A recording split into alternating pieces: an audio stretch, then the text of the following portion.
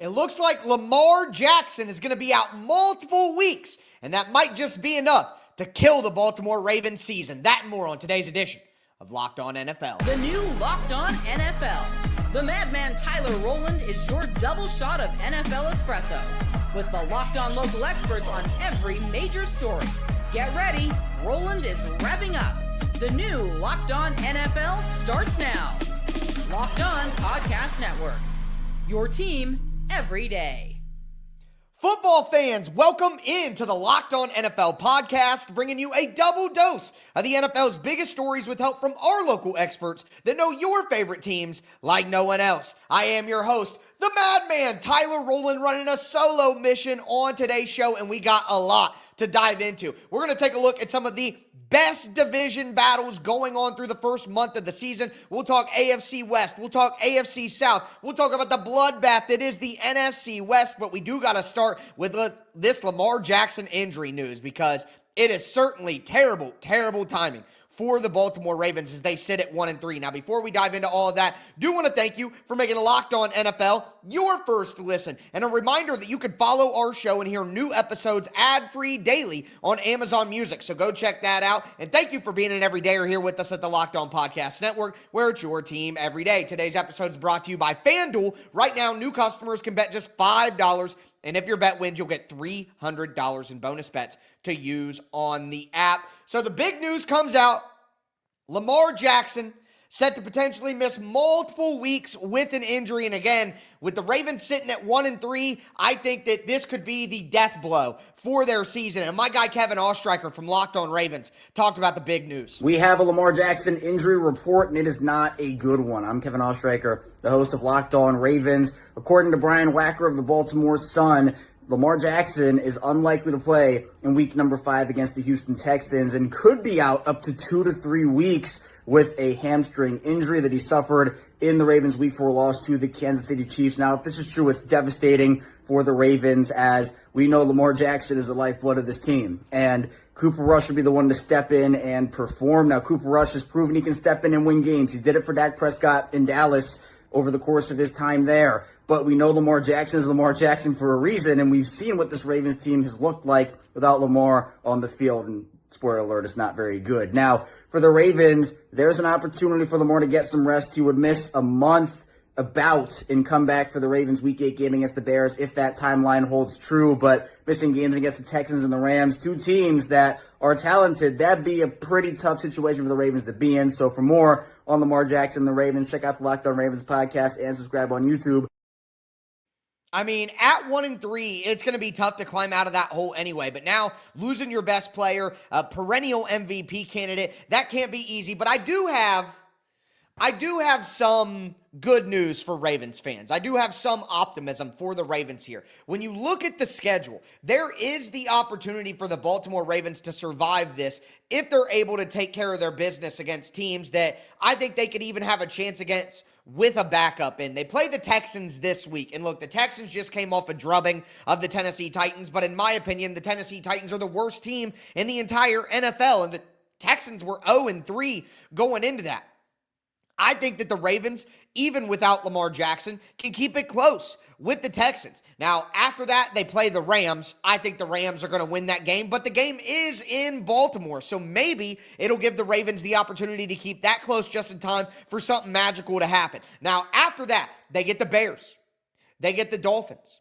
They get the Vikings, and if the Vikings still have Carson Wentz, or even if the Vikings have J.J. McCarthy in, then they get the Browns, then they get the Jets, then they get the Bengals, who won't have Joe Burrow, then the Steelers. That'll be a big game, but Lamar Jackson's supposed to be out 2 to 3 weeks. Let's say he's out 3 weeks, and he comes back for a primetime game a day before Halloween against the Dolphins. You got Lamar back for Dolphins, Vikings, Browns, Jets, Bengals, Steelers, Bengals again, then the Patriots. I mean, there is a chance that the Ravens could battle back here in this division, and the Ravens could find a way to conceivably save their season and get into the wild card. I think that's absolutely possible for Baltimore with the schedule that they have over the next couple of months. I don't think it's out of the realm of possibility. But sitting at 1-3, I think that it's less likely that they're able to compete for the division, the AFC North, especially with the Pittsburgh Steelers sitting at 3-1, coming off a big win over the Vikings in Dublin. And the reality is, when you look at the Steelers, we saw the defense get back on track a little bit against the New England Patriots, forcing 5 turnovers, TJ Watt having a good game, and now against a very good Minnesota Vikings defense. We could talk about Carson Wentz being in there, no JJ McCarthy, this and that, but the Vikings defense is very good, and Brian Flores is a very good defensive coordinator, and the Pittsburgh Steelers were able to score 24 points, and more importantly, they were able to run the football, and that's something our guys over at Locked On Steelers talked about recently. Gainwell, to me, is the big story here. Wasn't expecting to play. Jalen Warren was supposed to go, goes out there in pregame warmups, can't go. Now it's Kenny Gainwell, and he did not look at all like the situation was too big for him. Just went out there and did his job. I thought the offensive line blocked its best game, but he took full advantage of the blocking that they were providing.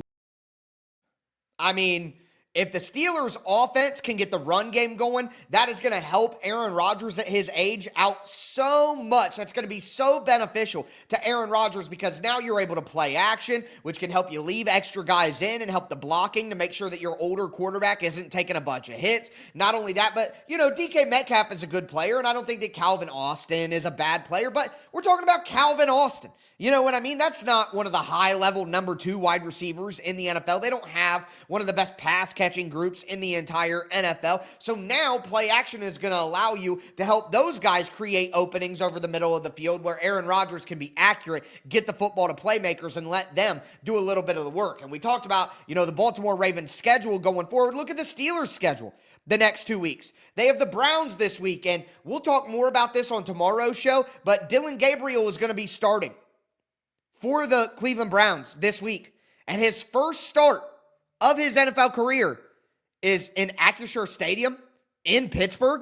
What an insanely difficult way to start your career in the NFL, to have to go into Pittsburgh when you're with this Cleveland Browns roster. So I am fully expecting the Pittsburgh Steelers to whomp the Cleveland Browns this week. Then they play Cincinnati in primetime, and we just saw what Cincinnati did against the Denver Broncos. Now a division game, I expect that to be closer, certainly, but the Steelers are looking at 5-1, whereas the Ravens could be looking at 1-5. I think the Ravens have a chance to get back into it from a wild card perspective. But again, I just absolutely believe that the Pittsburgh Steelers are going to run away with the AFC North now. The Browns are terrible, and they're going to their rookies. The Bengals are one of the worst teams, if not one of the bottom 2 teams in the entire NFL. And now you have the 1-3 Ravens, who's going to be missing Lamar Jackson. So I think it sets up perfectly for the Pittsburgh Steelers to win this division. And if they can handle their business over the next 2 weeks, they can almost shut the door through the first 7-8 weeks of the season. But there are a lot of other divisions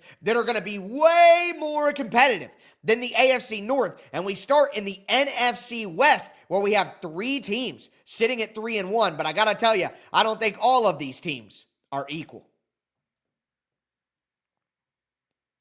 Today's episode is brought to you by Mazda. Mazda crafts cars for those who do more than simply move. Mazda delivers confidence with every ride. That's why they have more IIHS Top Safety Pick awards than anyone else as of August 2025. Just like all of our favorite athletes, from footwork to breathwork, Mazda sweats the details. Mazda brings the same intention that our favorite athletes do to how they craft every model. You can feel the Japanese craftsmanship in every detail, from the metallic accents to the available Nappa leather upholstery. You can make everyday drives feel like anything but, from smooth handling to intuitive controls, with all-wheel drive standard in every crossover SUV. You can drive with confidence through almost every season. I have a Mazda at home, absolutely love it. Everything they say is 100% correct, and I know that you will love a Mazda too. Just like our favorite players, Mazda sweats every detail, because when you make every move count, impossible becomes irrelevant. It's Mazda. Move and be moved.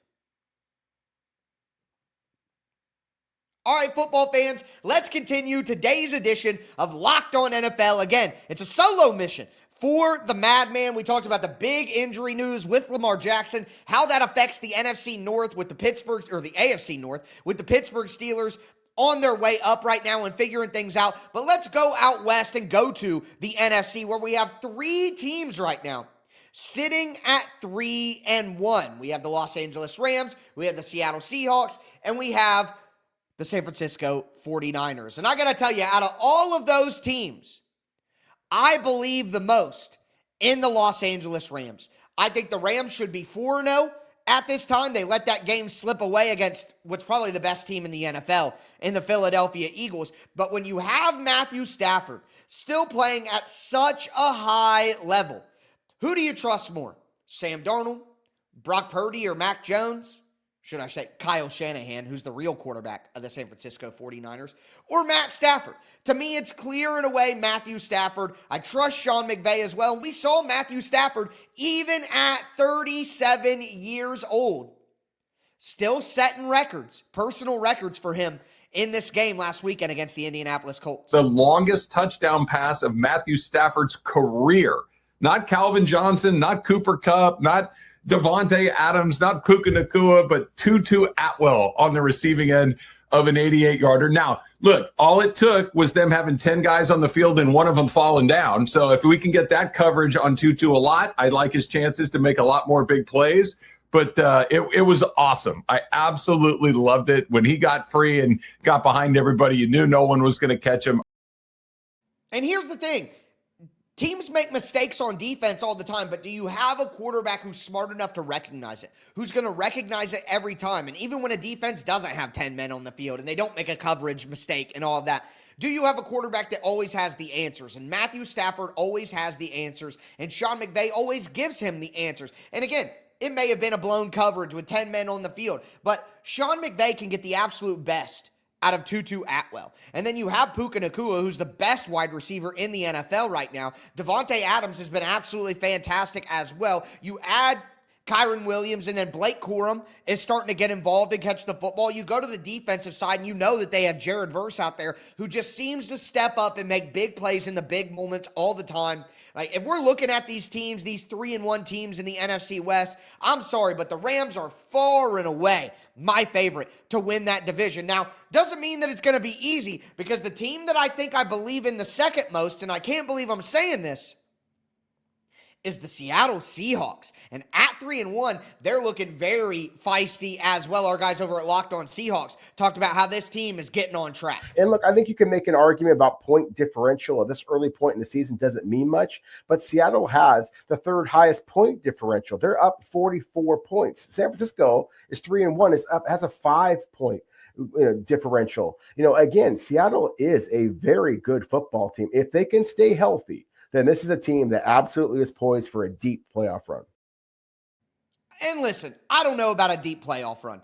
I got to be honest with you guys. We saw what Sam Darnold did towards the end of the season last year. I don't know that I believe that there's a deep playoff run for Seattle, but I didn't have the Seattle Seahawks making the playoffs this year. And I think it's completely possible that Seattle is able to get into the playoffs. Now, again, I'm going with the Los Angeles Rams to win that division. That's where I'm at. I'm not changing my mind on that anytime soon. But I absolutely do think that it's possible that the Seahawks could sneak into the playoffs here. I mean, they play the Tampa Bay Buccaneers this weekend. They're at home. The Bucs are super beat up. Then they get the Jacksonville Jaguars, who I think are a very good team, and we're going to talk about in just a second. But it's not like Jacksonville is unbeatable. The Texans, I don't think that the Texans are all of a sudden a good football team after beating up on the Titans. So the Seahawks could absolutely take down the Texans there. And then they play the Washington Commanders the next week after that. I think all four of those games could be wins for the Seahawks. And even if they get two of those, they're 5-3. They're in a great spot. And then they get to go in their division games. They play the Cardinals again. They play the Rams. And then they can kind of control their own destiny, so to speak. Even though destiny can't be controlled, definition of destiny is that it's predetermined. So I hate that phrase in general. It doesn't really make a lot of logical linguistic sense. But regardless, you know what I'm saying here. So to me, I'm looking at the Seattle Seahawks and I'm like, really great defense, Really great on defense. They got a good pair of running backs, can get it done in the run game. They got Jackson Smith and Jigba, who has been one of the top 10 wide receivers in the NFL this season and is just continuing to get better and better. Cooper Kupp may not be the Cooper Kupp of old, but he's a guy who can still provide you some possession receiver traits, move the chains, sit down in the zones, understand where the holes in the defensive coverage are going to be and get there for Sam Darnold. For me, it all comes down to Sam Darnold. Is Darnold going to be able to continue making plays? Can he use his mobility when things do break down? Their offensive line may not be the best in the NFL, but Darnold has the mobility to kind of keep plays alive and make things happen. And we saw that throw at the end of that game on Thursday night against the Arizona Cardinals down the sideline to Jackson Smith and Jigba. And it's like, if Sam Darnold can just make one or two big plays throughout the game, he's going to give his team and the quality of the team around him a great chance to win. All right, and when you have Mike McDonald, who looks like he could be maybe the best hire of that cycle. I mean, Jim Harbaugh looks like a pretty good hire. Mike Vrabel right now looking like a potentially pretty good hire with what the Patriots are doing. But Mike McDonald looks like he was one of the best hires that you could have. So Seattle just has a very solid football team. And I agree if they stay healthy, because they are on a team with a lot of great depth that can afford to deal with injuries, which most teams can't, realistically. But I just think Seattle has done some impressive things early on. They're going to be a feisty team, and I think with great coaching, which is what they have right now, they're going to be somebody who stays in it. Now, that leaves the San Francisco 49ers. And I know that Kyle Shanahan is a great coach, and I know that they're eventually going to get healthier. They're going to get Brandon Ayuk back. They're going to get George Kittle back. But Brock Purdy is banged up again, experiencing some soreness with that toe. There's question marks about whether he's going to play, and quite frankly, he was awful last week. He looked like a guy that was injured and that was out there limping. He did not have his best stuff. He had multiple turnovers. He was inaccurate on passes, didn't have the playmaking that he normally does. If Brock Purdy is compromised physically whatsoever, along with the lack of weapons, we talked about, or at least I talked about on this show with a lot of my co-hosts, that Brock Purdy was put in a tough position this year because now he's going to have to elevate the people around him. And I don't think that he's an elevator. He's a tractor, he's a trailer, not a tractor. And when you don't have Brandon Ayuk, Deebo Samuel, a healthy George Kittle, when Trent Williams is starting to show his age at offensive tackle, it's going to be tough. I don't think Brock Purdy was worth the money that he was paid if he's not in the situation that he was in to get him that money. But according to our guys over at Locked On 49ers, the offense might not even be the biggest problem for the 49ers because without Nick Bosa, they weren't able to get any pressure on Trevor Lawrence. They got zero pressure in this game. And I don't know if it's just because Nick Bosa wasn't out there. We saw them able to get some pressure in the last game without Nick Bosa on the field after he left the game. But you put all these things together, and that's why I start talking about. I was like, man, okay, you got zero pressure with your pass rush. You couldn't run the football. You weren't good stopping the run. You turned the ball over 4 times. How was this game even 26-21? Because you have good coaching. That would be my answer. Kyle Shanahan is a great coach. Robert Saleh is a very good defensive coordinator, and they can take lesser players and elevate them. But there's a threshold in the sand eventually where the talent on the team is too low for the coaches to elevate them to a place where the 49ers we think of are typically at. And I just think that the 49ers have experienced too much, injury, too much issues to be able to overcome that. So I would actually, out of all these 3-1 teams, I would rank them Rams, Seahawks, and then 49ers after that. But again, we got more divisional battles to discuss. The AFC West just got super interesting this weekend, and the AFC South also going to be very interesting with the Colts and the Jags battling it out. It's Locked On NFL. Stay locked in, folks. Do want to let you guys know that today's episode is brought to you by FanDuel Sportsbook. The NFL season is here, and FanDuel has an offer that you don't want to miss. Right now, new customers can bet just $5 and get $300 in bonus bets if you win. That's right. Pick a bet, Put down $5, and if it hits, you'll unlock $300 in bonus bets to use across the app. I absolutely love using FanDuel. I tell you guys every week, we got FanDuel Fridays where I'm giving out the Madman's Money Maker. All right, we've gone 3-2, 3 out of the 4 weeks of the season. We aren't talking about week 2, but hey, you can follow my bets for the FanDuel Friday. You could go on with spreads, money lines, player props, over-unders, combine all of it for a same-game parlay. It makes watching football even more exciting when you got a little something riding on the action. So, what are you waiting for? Make sure that you visit FanDuel.com to download the FanDuel app today and get started. Today's episode is also brought to you by Monarch Money. Most people can't name all their financial accounts or even what they're worth, whether it's 401ks, properties, investments. When you don't have the full financial picture, you can end up leaving money on the table. That's why there's Monarch Money. It's an all-in-one personal finance tool that brings your entire financial life together in one clean, easy-to-use interface on your laptop or your phone.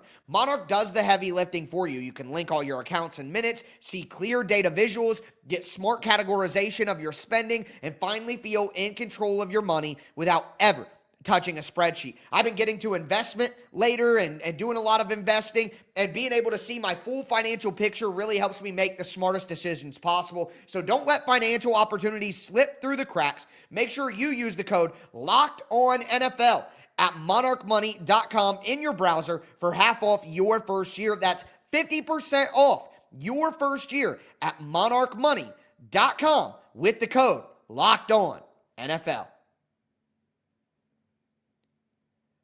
All right, football fans, let's cap off today's edition of Locked On NFL. We talked about the Lamar Jackson injury news and how that impacts the AFC North. We talked about the NFC West and what a bloodbath that's going to be with 3-1 teams, and I ranked the ones that I believed in. Let me know your rank of the teams in the NFC West down below in the comment section. But now, it's time to stay out west with the AFC West, where the Kansas City Chiefs look like they're on the way up, and the Los Angeles Chargers might be on the way down. The Chiefs' offense finally took off, scored 37 points, looked like the Chiefs of old. The run game was going, and credit to the Chiefs, they made some changes. You know, they started going under center a little bit more. They were using more 2 tight ends to help get the run game going, and I think with how teams play 2 high shells over top of the Kansas City Chiefs, that's absolutely important. But let's not bury the lead here. The Chiefs got Xavier Worthy back in the lineup, and with Rashee Rice right around the corner, it might be exactly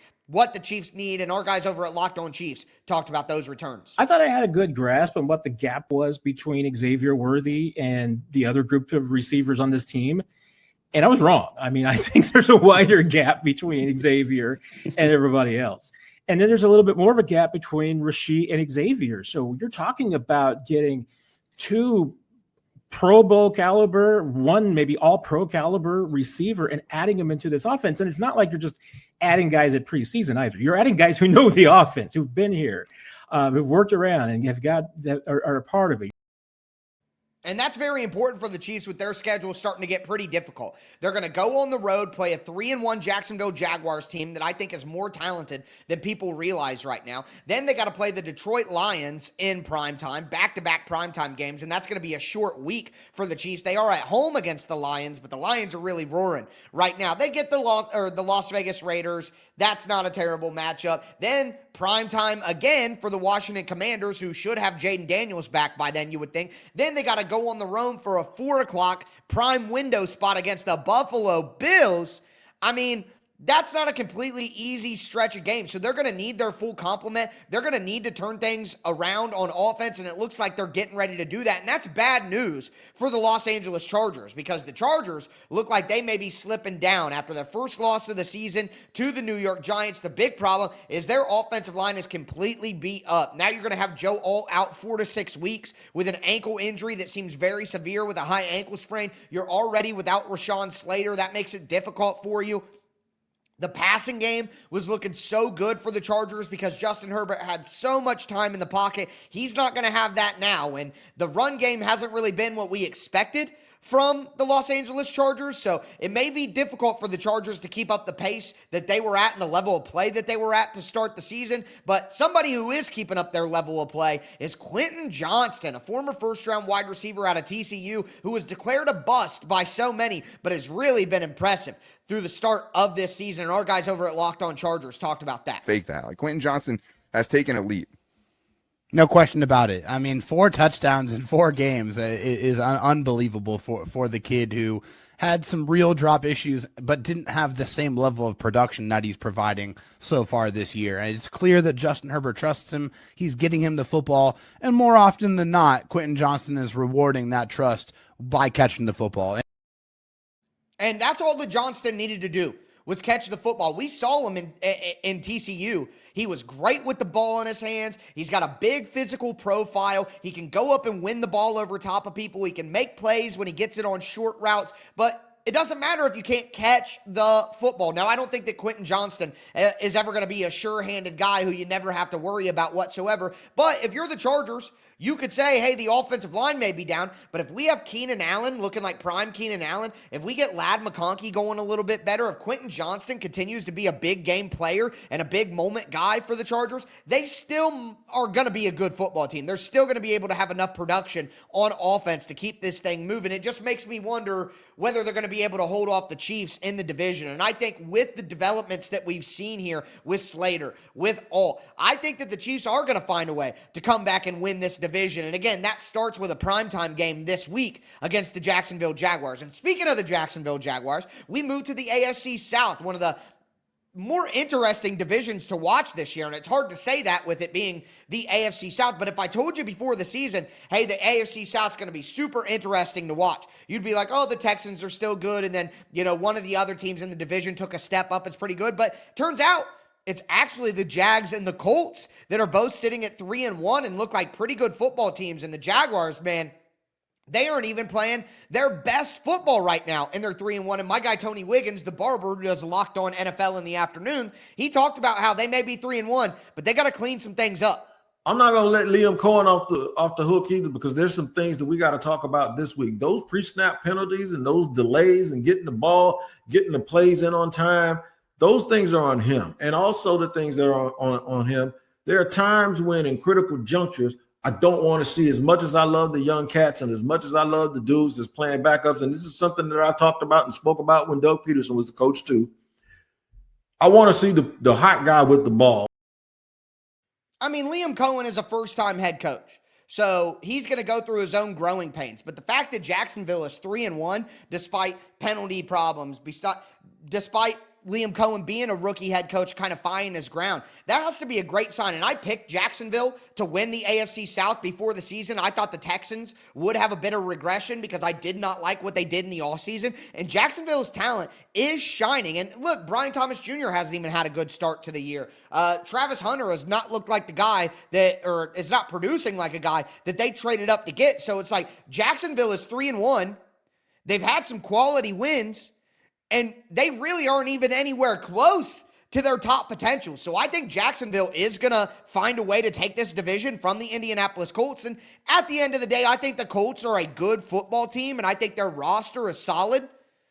But they do have Daniel Jones at quarterback, and we saw a little more of the old Daniel Jones come back in that loss against the Los Angeles Rams. But that doesn't mean that old Daniel Jones can't still help the Colts be a competitive team, and our guys over at Locked On Colts talked about that. Starting off with Daniel Jones, Jake, I know he's not the biggest storyline after this game because there's so many other things to talk about, but, Daniel Jones finally had his comeback to earth type of game for the Colts, and it wasn't a bad game by any means for him. He went 24 of 33, completed 72% of his passes for 262 yards at 7.9 yards per attempt, which is still pretty solid. A touchdown, 2 picks, took 2 sacks in this game. So it definitely was a big step down from what he had done in previous weeks, but I still don't think it was like an atrocious game that we saw from him. It might have even been a little bit better than some of the stats would say here, but what were your thoughts on Jones watching live on Sunday and then maybe on rewatch as well?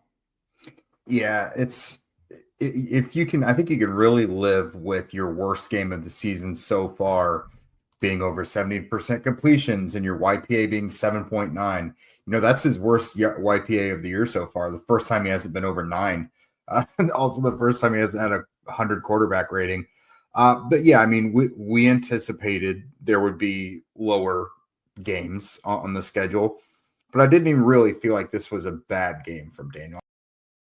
And it wasn't terrible. He had some turnovers, but I said after that game, if you go back and look, it was A.D. Mitchell, Adonai Mitchell, the second-year wide receiver who really hurt that team. He had a drop ball after a big catch at the end zone and fumbled it into the end zone, which gave the Rams a touchback. Also, he had a bad holding call on what would have been a go-ahead touchdown run by Jonathan Taylor for 50-plus yards. Like, the Colts easily could have won that game and probably should have won that game. Now, here's the reality. They're going to be able to run the ball. They have a really nice group of weapons with Tyler Warren, rookie tight end, looking like one of the best in the NFL. Not only that, but the defense has been solid. But if Daniel Jones does make big mistakes, the Colts pass rush isn't that great, even though I can never say his first name. I know. I've seen the pronunciation. I mean, Latu. I just say Latu because that's easier, of course. But if Latu can continue to look like a premier pass rusher like he did against the Rams, and the rest of the Colts offense can continue to be at a high of a level as they are on the offensive line and the weapons in the run game, like, I think that is good enough for Daniel Jones to keep them in the hunt. Now, again, I think the Jacksonville Jaguars have a higher ceiling as a football team, so I think Jacksonville will ultimately win the division, but I think the Colts certainly do look like they have a great shot of making it to the playoffs, and they should be very encouraged, even in a loss to the Los Angeles Rams. But that's going to do it for today's edition of Locked On NFL. Again, I am your host, Tyler Rowland, the Madman, and as I tell you every episode, thanks for tuning in, and stay safe out there.